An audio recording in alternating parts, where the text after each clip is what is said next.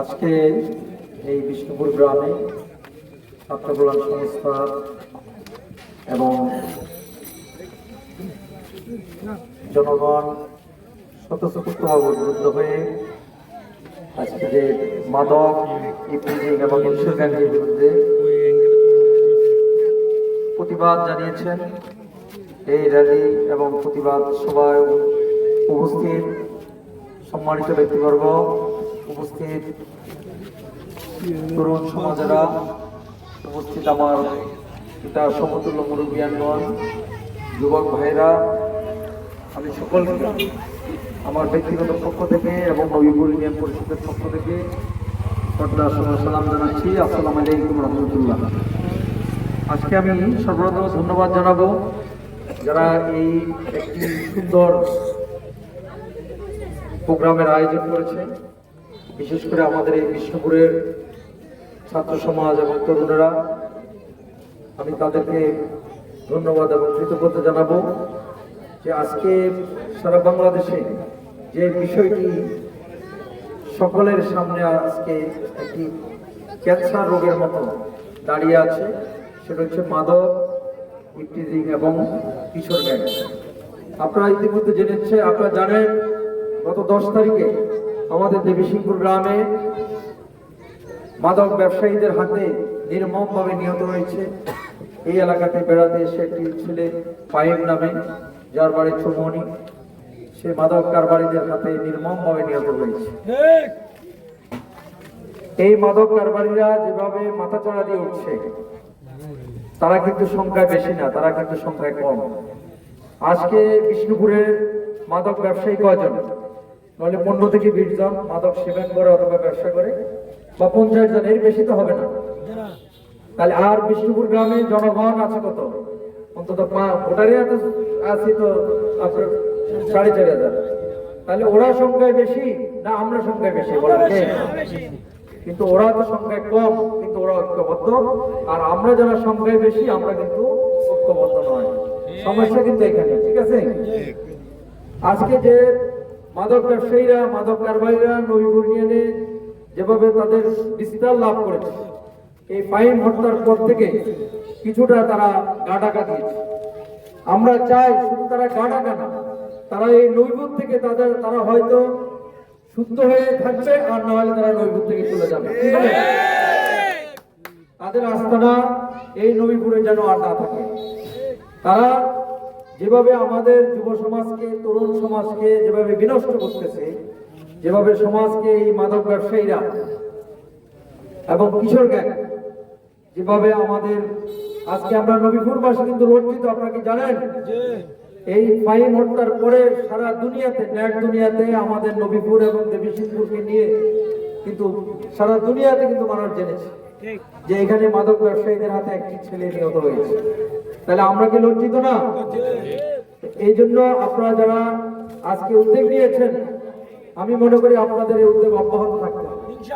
এটা যদি আমরা আজকে করলাম আর মাদক ব্যবসায়ীরা বসে বসে দেখা গেছে তারা হাসতেছে, তারা বলবে যে এটা তো আজকেই শেষ, আর আমরা তো প্রতিদিন আছি। হ্যাঁ না, আমাদেরকে কিন্তু তাদেরকে প্রতিদিন তাদেরকে নজরদারিতে রাখতে হবে যে তারা আসলে কি করতেছে। আর বিশেষ করে আমি অনুরোধ জানাবো আমাদের অভিভাবকদেরকে, মাদক ব্যবসায়ীদেরকে, মাদক ইফতিজার কিশোরকে নির্মূল করা শুধু প্রশাসন পারবে না।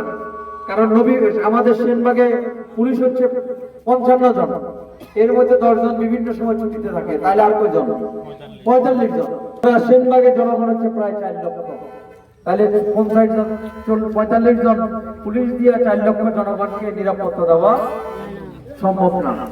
আমাদের সম্ভব হচ্ছে একমাত্র অভিভাবক, এবং আমরা সামাজিকভাবে এই আন্দোলন গড়ে তুলতে হবে। বিশেষ করে আমি অভিভাবকদেরকে বলবো যে একটা অভিভাবক যদি তার ছেলে সম্পর্কে, আমাদের মেম্বার সাহেব একটু বলেছেন যে অভিভাবক কিন্তু খবর রাখেন না, রাখে কোন অভিভাবক? আপনি চা দোকানে বসে বসে অন্যের ছেলের সমালোচনা করেন, কিন্তু আপনার ছেলে রাত্রে 12টা, 2টা, 3টা পর্যন্ত কোথায় থাকে সেই খবর কিন্তু আপনি রাখেন না। যদি আপনি রাখতেন, আপনার ছেলেটা সন্ধ্যার পরে কার সাথে ঘুরে, আপনার ছেলে কি মাদকের সাথে জড়িত? আপনার ছেলে কি এই হাগরটাকে বসে বসে স্কুল মাদ্রাসা মেয়েরা যখন যায় তখন সেখানে কি ইফটিজিং করছে? আপনার ছেলে কি কিশোর গ্যাংয়ের সাথে জড়িত, এই খবর আপনি রাখেন না। আর যখনই আপনার ছেলে পুলিশে ধরে মামলা খায় তখনই আপনি আবার দৌড়াদৌড়ি শুরু করেন। কিন্তু এর আগে আপনাকে সচেতন হতে হবে। আমি আজকের এই অনুষ্ঠান থেকে আমাদের অভিভাবকদের কাছে আমি বিনয়ের সাথে অনুরোধ জানাবো যে আপনারা যদি সচেতন হন তাহলে আপনার সন্তান কখনো বিপদে যেতে পারে না। আর সমাজ ব্যবস্থা যদি কঠিন হয় তখন ওই সমাজে অন্যায় কাজ করার কেউ সাহস করবে না। আমরা আপনাদের সাথে আছি, আপনাদের পাশে আছি। আপনারা স্বতঃস্ফূর্তভাবে এগিয়ে যান। এই মাদক ব্যবসায়ী ইফতিজার এবং কিশোর গ্যাং যারা আছে তাদের বিরুদ্ধে আমাদেরকে সামাজিক আন্দোলন আরো জোরদার করতে হবে। কি ঠিক আছে? আমি আপনাদেরকে আর সময় বাড়াবো না। আজকে আপনারা যে উদ্যোগ নিয়েছেন, আমরা এই উদ্যোগ যেন অব্যাহত থাকে এটাকে ধরে রাখতে হবে। এই বিষ্ণুপুর গ্রাম একটি শান্তিপ্রিয় গ্রাম। এখানের মানুষগুলো, এখানে বিষ্ণুপুরের এই এলাকার অনেক মানুষ বাংলাদেশের বিভিন্ন প্রান্তরে সরকারের উচ্চ পর্যায়ে এই বিষ্ণুপুরকে রিপ্রেজেন্ট করে। ঠিক আছে? তাহলে এই গ্রামের অনেক সন্তান আছে যারা বাংলাদেশের, যেমন আমাদের এখানে চট্টগ্রাম বিশ্ববিদ্যালয়ের একজন প্রফেসর রয়েছে, কি আপনারা চিনেন? হ্যাঁ? এরকম বহু ডক্টর সাগর, এরকম বহু আছে। আমি নাম বললে অনেকের নাম নিতে হবে। তাহলে আমাদের এই বিষ্ণুপুর গ্রাম যদি এত শান্তিপ্রিয় এবং এত উচ্চশিক্ষিত লোকের এলাকা হয়, তাহলে এখানে কি এই মাদক কারবারিরা থাকতে পারে? আপনারা ঐক্যবদ্ধ থাকেন। আমরা ইউনিয়ন পরিষদ এবং প্রশাসন আপনাদের সাথে আছি ইনশাআল্লাহ। এবং আমি অনুরোধ জানাবো এই মাদক ইফটিজিং এবং কিশোর গ্যাংয়ের বিরুদ্ধে এদের বিরুদ্ধে সকল রাজনৈতিক দল এবং সকল যুব সমাজ, ছাত্র সমাজ আমরা সকলে ঐক্যবদ্ধ যদি হই, এরা কি আর থাকতে পারে না?